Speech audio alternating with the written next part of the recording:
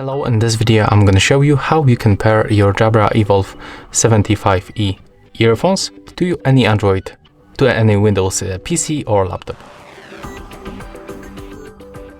First of all, you have to find these three buttons, and we are going to use the middle button. We have to click and hold it until this indicator starts blinking blue. So let's do this right now. Click and hold it, and right now you can release. Put it close to your PC, open Settings, go to the left side for the Bluetooth and devices, then click to add device, select Bluetooth device, and from this list we have to select our Jabra Evolve earphones.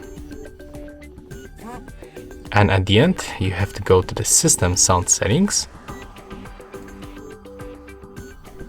and select for the output and the input device our earphones.